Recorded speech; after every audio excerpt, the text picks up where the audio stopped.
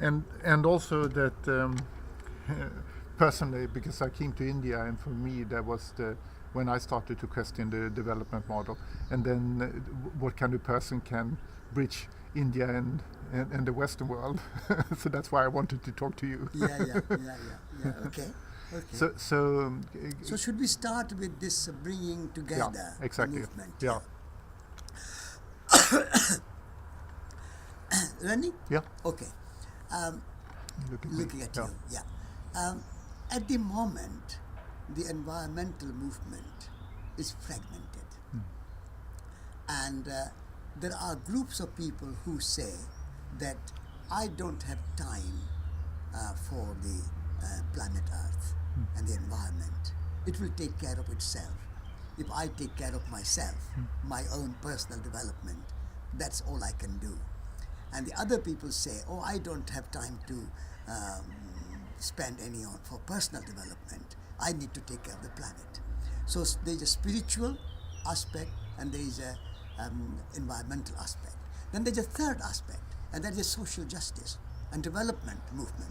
And they say, oh, how can you spend time for saving animals and tigers and elephants and other animals, whales, when people are starving, and we need to take care of people. So there are three different directions. People are pulling in three different ways. I'm saying that we need to bring these three together, like three legs of one stool. And I have developed a trinity, a new trinity. And that trinity is soil, soul, and society. Soil represents the environmental movement. Soil represents our connection with nature.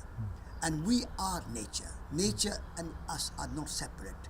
The trees and the forests and the rivers and the mountains and the animals and the birds are nature, but so are we. So what we do to nature, we do to ourselves. And therefore, we have to see ourselves as integral part of nature and not superior to nature. Not nature there, and we are the rulers of nature. We are the dominant species. So we can use nature as we like for our benefit. The value of nature is only in terms of its usefulness to humans. And otherwise, nature has no other value. Whereas what I'm saying is that by saying soil is the source of life, we come from the soil, we return to the soil. Our bodies are made of soil, our food is made of soil, our houses are made of soil, our trees are made of soil. Soil represents everything. So if we take care of the soil, soil will take care of everything else. So soil is the first motto, first word for the Trinity. Then we say, but the relationship with the soil is a soul quality. Respect, reverence for life, reverence for environment, caring, loving nature, being one with nature, that's a soul quality. It's not something just intellectual or rational or scientific. You have to feel love for nature in order to protect nature. You have to feel a kind of reverence and respect for nature. And therefore, soul qualities, spiritual qualities, where you are full of compassion, you are full of generosity, you are full of love, you are full of truth, you are full of goodness. There's a personal spiritual development you need. So just environment out there is not enough. Our relationship with environment has to be central, and that relationship is soul quality. So spirituality comes in the second word, soul. And then we are also a human community. Soil, we are earth community. Soul, we are relationship. And society is that we are a human community. So who am I? Before my nationality, before my name, before my body, before my any other secondary identities, my primary identity is that I'm a member of human community. And therefore, if people are starving, if people are deprived, if people are exploited, if people are suffering from social injustice, then it is my responsibility to speak out, like Mahatma Gandhi did, like Martin Luther King did. And therefore, social activism, social movement, social justice, social development which is ecologically balanced, ecologically sustainable, and socially just, that kind of development, from inside out, from bottom up development, that is our responsibility. So we have to create a holistic movement. And that holistic movement needs these three aspects: soil, soul, society. If we can create this, like in French Revolution, there was equality, liberty, fraternity. In the same way, in our age of ecology and a new time, our time, we can create a new trinity, because equality, liberty, fraternity is very social. It's a very anthropocentric, human equality or human equality, human fraternity, human liberty. But what we are talking about is that our relationship with the cosmic existence, the planet Earth, and our natural environment, and also our spiritual development, our human relationship, and our relationship with natural world, and also social justice. So these three dimensions together come soil, soul, society. How do you regard the very human aspect of hope and hopelessness, that so many people have no sense of direction, and there comes a lot of hopelessness? And when you were talking about hurting the earth, I meet young women that are hurting their bodies, and in a sense it becomes very symbolic for how we hurt the earth. But that so far there's been not the understanding that there is different new paths that they could go, and then we tend to look on only our own inner problem. This is where soul is important. Taking care of yourself and not hurting yourself, not harming yourself, psychologically, physically, in any way. Not harming yourself is prerequisite for not harming others. If you harm yourself, you will harm others. So non-violence is not harming yourself. Non-violence is not harming others, but that begins with yourself. This is why your own personal development and your personal fulfillment and personal peace, you have to make peace with yourself before you can make peace with others. If you are drowning, if you are hurting yourself, you cannot save somebody else. So in order to save somebody else, you have to learn to swim, and you have to be comfortable with swimming. In the same way, if you want to stop harming nature and harming the earth and harming other people, social injustice and other things, then you have to learn to not harm yourself. So taking care of yourself is important. But people don't have, the media is not showing those aspects of hope that exist. People don't know about the growing movements. Yeah, and then that is true. This is why we have created Schumacher College. Schumacher College is a place where we can bring people, and hundreds of people come here every year. Students come here for short courses, 2 weeks, 3 weeks, to learn how to be yourself, how to be wholesome. Like last night, you recorded my talk. So how to be before we do, before we make, how to be. That's what we teach here.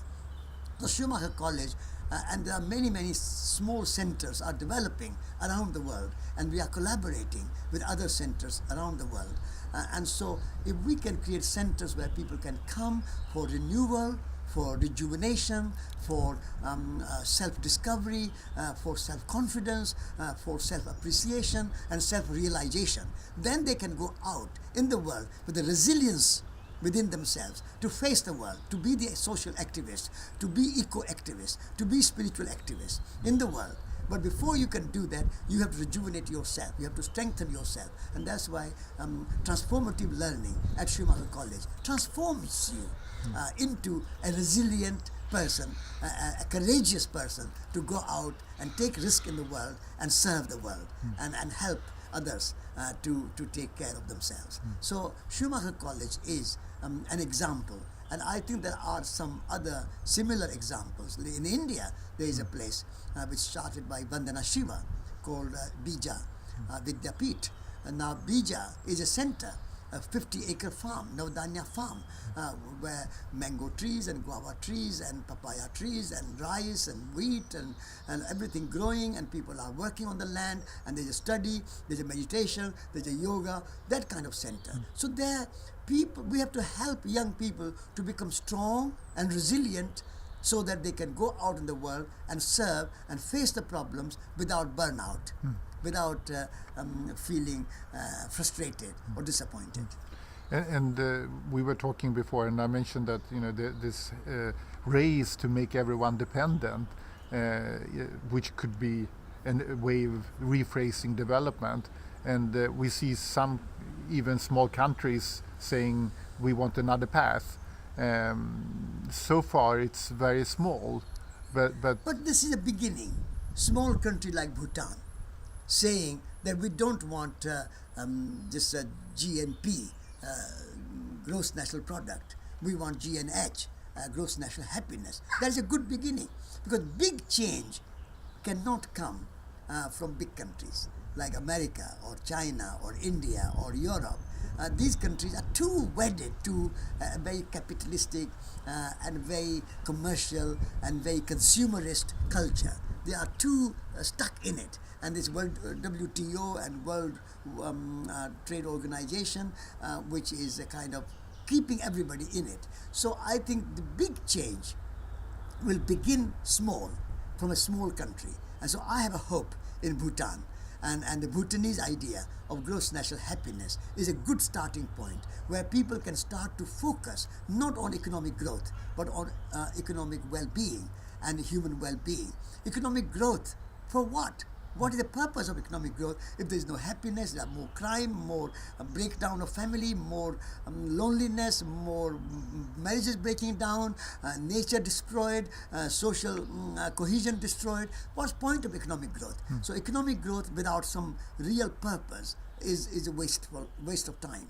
And therefore, economic growth must have a purpose. And that purpose is happiness, well-being. So the motto should be not economic growth, but human well-being. So we have to shift our emphasis, shift our focus from economic growth to growth in well-being, growth in happiness, human happiness, growth in communities, growth in social cohesion, social well-being, and environmental well-being and sustainability. Those are the growth points, and not just economic growth.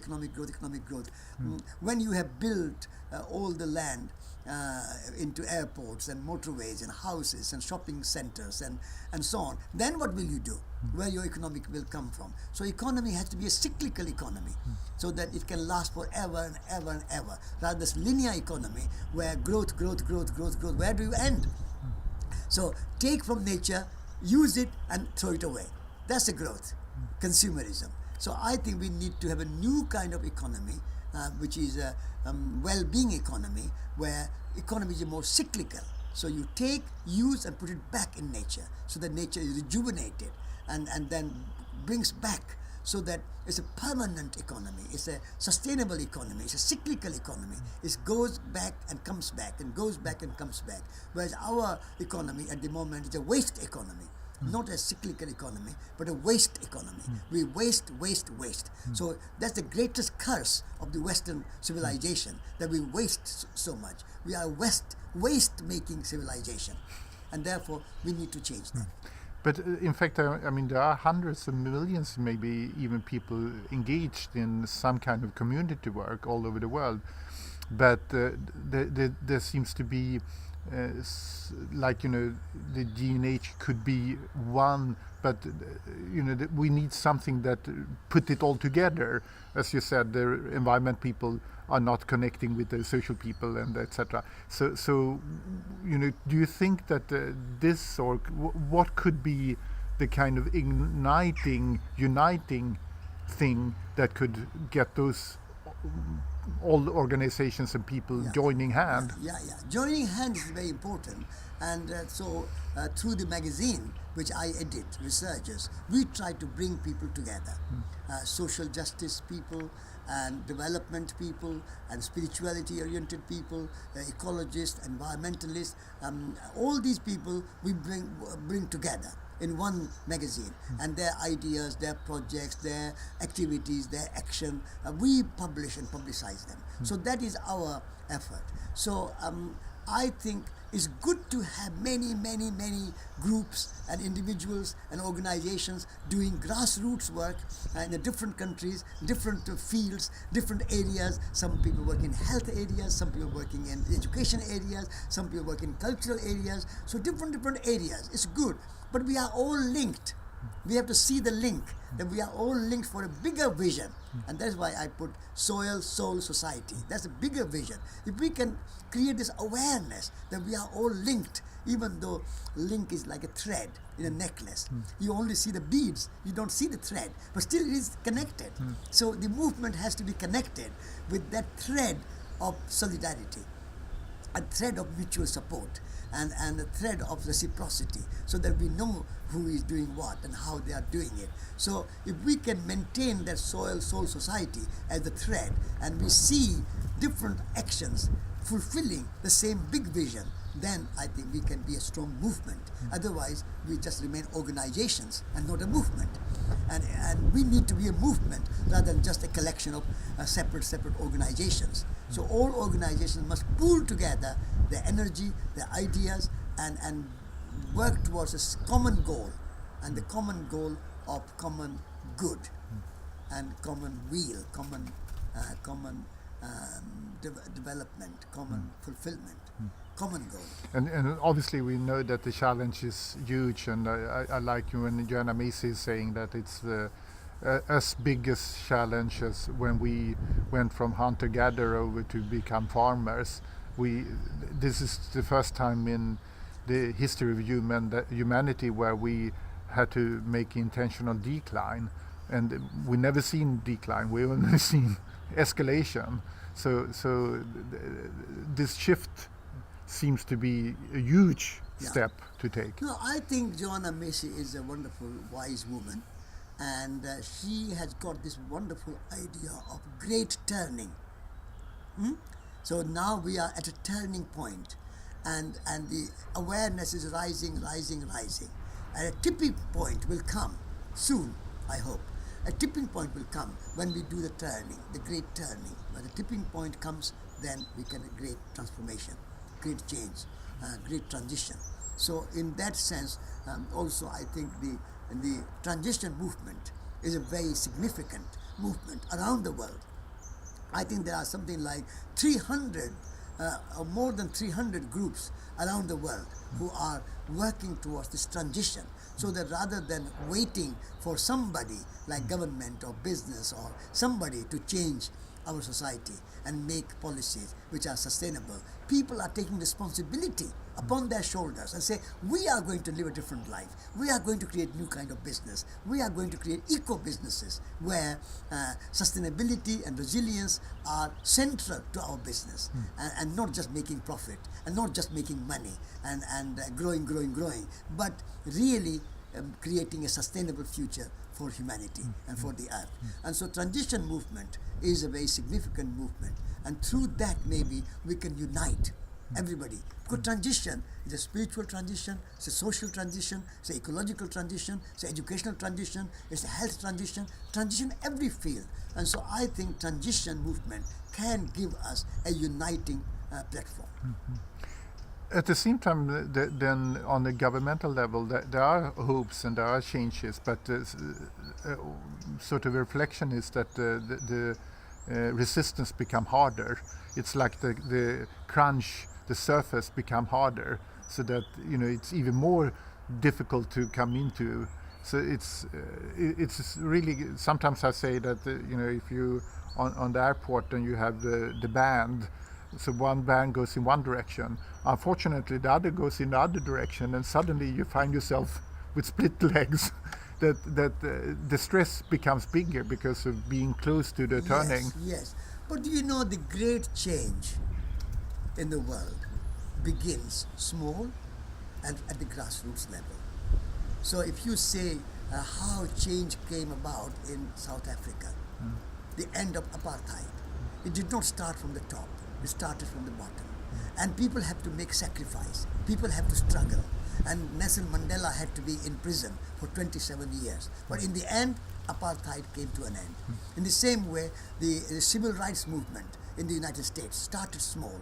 One woman Rosa Parks, refusing to give her seat for the white person, sparked that movement. And then Martin Luther King took this over, and then Black Panthers and other people joined in, and so it became a bigger and bigger and bigger. But it started small from a grassroots level, and at that time, black people even had no vote. They could not vote. They had no legal right to vote. And now you met Martin Luther King? I met Martin Luther King. How he was wonderful. Yeah. He was the great pioneer of New Vision. And at that time, he did not know that it would be possible to bring such a transformation and such a change that one day, so soon, after 40 years, so soon, a black man could be elected as a president of the United States of America. What a change. But it started small. Started in a grassroots level, Martin Luther King in a small town, and Rosa Parks in a small bus, and that's how it starts. So if you take examples, great examples of big movements, Martin Luther King and Nelson Mandela are two great examples. In the same way, Eastern Europe, it became independent, and the Soviet Union fell apart, and the many satellite states of the Soviet Union became independent, and the Berlin Wall came down. It's happened, but this required a lot of grassroots movement for many, many years. At a kind of hidden underground movement, and people like Václav Havel had to go to jail, and many, many other things. So if you take the history of the change, then it always begins in a small way at a grassroots level. This is why I say Bhutan is a good example. It's a small country in the faraway valleys of Himalayas, and nobody notices them, and therefore nobody takes any interest, and therefore they can develop something new, and then it can become attractive, and world can say, oh, this is the right way to go. So this is how I think we have to build our movement for change. Keep that optimism and keep that activism alive, like Mandela, like Martin Luther King, like Mahatma Gandhi, like Václav Havel, like Wangari Maathai in Kenya. She planted first 10 trees, 20 trees, and now there are 20 million trees. And she got Nobel Prize. And there's a huge movement in Africa and Kenya to stem the desert and create a green belt and a kind of whole green movement. And so how did Wangari Maathai start? Yeah, Small, one person. But at the same time, there's a very big attempt now to make a green revolution in Africa, having made a green revolution in India. And now there's a lot of even economic support to create green revolution in Africa. That is sad. That is sad because, like you said, the two belts are going the opposite direction. So on the one hand, people like Wangari Maathai and her green movement going. On the other hand, people are starting this genetic engineering and green revolution and hybrid seeds and centralized production and mass production and agribusiness and industrialization of agriculture and destruction of small farms and destruction of family farms and destruction of organic farms. All that is going at the same time, because the commercial interests are so strong. And companies like Monsanto and Cargill and these big and Nestle, these big organizations, in the name of feeding the world or bringing nutrition to the world, they are really bringing devastation to the world. And so it is our responsibility to stand up and speak up that what we want is a more sustainable, human scale, small is beautiful, slow, and an organic movement we want. And we want people to be empowered to look after themselves and not depend on big companies to feed them, but people feeding themselves. So nature will feed us, soil will feed us, our human hands will feed us, not Monsanto or Cargill or big corporations, multinational corporations. They are not going to feed the world. World will feed itself. It's the people's human ingenuity and the people's hands and the relationship with the soil and the forest and the trees that is going to feed us. So we must fight for freedom of the farmers and the freedom of the seed and freedom of the people to maintain their own life and be self-reliant and self-sufficient and not depend on multinational corporations for feeding them. It's a stupid question, but that I'm really pondering myself. So that I see the necessity in a way to have hope, it's like a mission. We have to have a mission to have hope. Yeah, yeah. At the same time, I could also see on the other side that if you look cause and effect, I don't see much motive of having. I recognize the movements, but still the structure is going in the wrong way. So I have on one side no hope. On the other side, a lot of hope. Seeing when I want to see this wonderful connection. So being on two sides, hope and no hope. Yeah, So are you having only hope, or do you have both? I am on the side of hope. I'm on the side of hope because I feel that the human spirit is resilient, and human spirit will rise to the occasion when we are really faced with great challenges. I think more and more people are going to rise and see the truth and see the reality and see the existential imperative that we cannot survive without becoming sustainable. We cannot survive by just exploiting nature and destroying our rainforests and destroying our oceans and polluting them with more and more plastics and more poisonous substances. And we cannot survive if we destroy the land and fill it with chemicals and fertilizers and pesticides and herbicides. So in the end, people have to realize that we have to live in harmony with nature and not try to control and destroy and subjugate nature. Because if you control nature and destroy nature, and you think the human beings are more clever than nature, nature is not good enough, nature's design is good enough, we have to redesign nature. I think that's a mistake, and that's a human arrogance we have to be fighting against and be free of. And therefore, I'm on the side of hope, and I think there's a wonderful book by Paul Hawken called Blessed Unrest, and there are millions of people around the world who are engaged in this kind of action at grassroots level. I think they, in the end, have to really change the world, and so I'm hopeful. Wonderful. Okay? Yes, something that out of all of this, there's something that you think that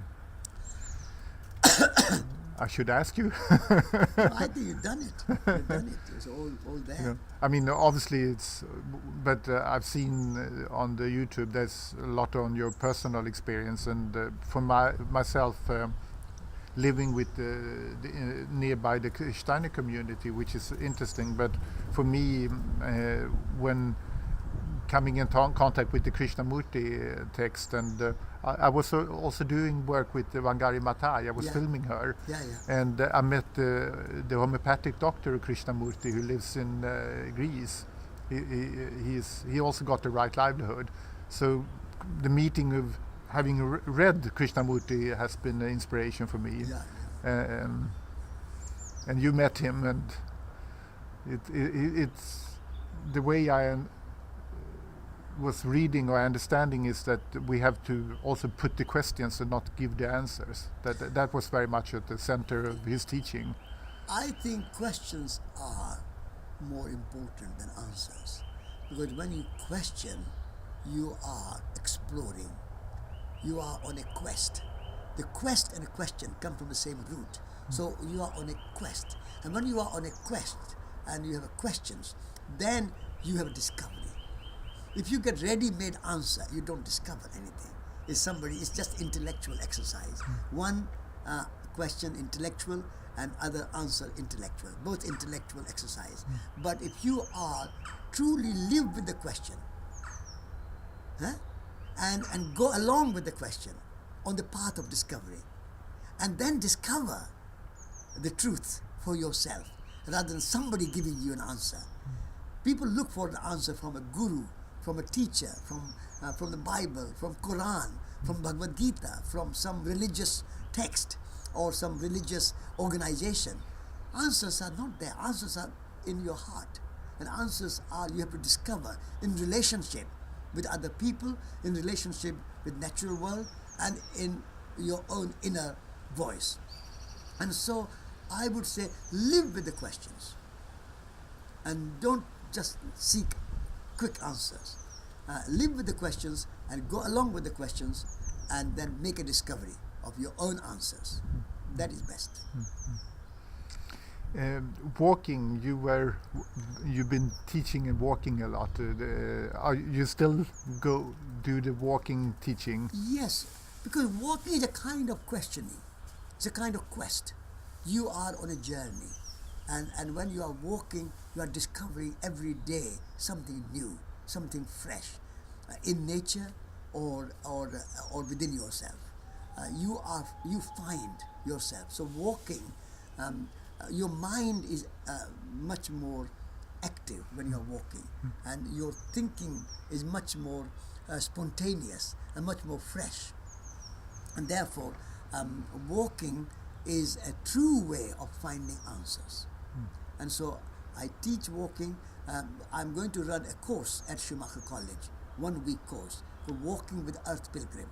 And there will be 20 people with me, and we will go, and I will take them, lead them on Dartmoor in the wild, and by the sea, or along the river, or on the hills, and in the forest, or in the woods, wherever. So walking in nature, learning from nature, and seeing nature as your teacher, and seeing nature as your mentor, and being free from all the kind of cell phones and computers and emails and Wi-Fi's and Facebooks and all the things, Twitters and so on and so on. Being free of that and just being in nature, walking. I think that is the best way to discover your own self and discover nature. Great. So I'll take a little picture of, if it's okay we could walk